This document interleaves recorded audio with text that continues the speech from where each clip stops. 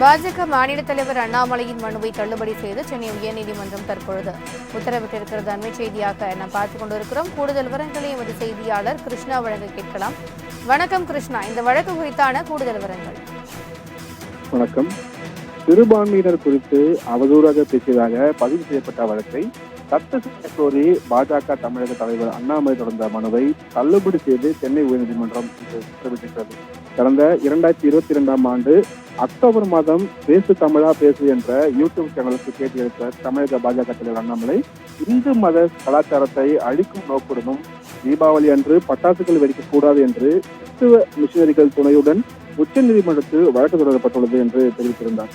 இது தொடர்பாக சேலத்தைச் சேர்ந்த சுற்றுச்சூழல் ஆர்வலரான பியூஷ் மனுஷ் அண்ணாமலைக்கு எதிராக சேலம் குற்றவியல் நடுவர் நீதிமன்றத்தில் தனிநபர் புகார் மனு ஒன்றை தாக்கல் செய்திருந்தார்.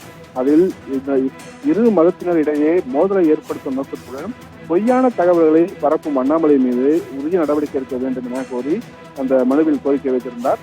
இந்த மனுவை விசாரித்த சேலம் நீதிமன்றம் வழக்கு தொடர்பாக நேரில் ஆஜராகும்படி அண்ணாமலைக்கு சம்மன் அனுப்பி உத்தரவிட்டிருந்தது. இந்த சம்மனை ரத்து செய்ய வேண்டும் என்றும் நீதிமன்றத்தில் ஆஜராக விலக்களிக்க வேண்டும் என்று வழக்கு விசாரணைக்கு தடை விதிக்க கோரியும் வழக்கை முழுமையாக ரத்து செய்ய வேண்டும் என்ற கோரிக்கைகளுடன் அண்ணாமலை தரப்பில் சென்னை உயர்நீதிமன்றத்தில் மனு தாக்கல் செய்யப்பட்டது.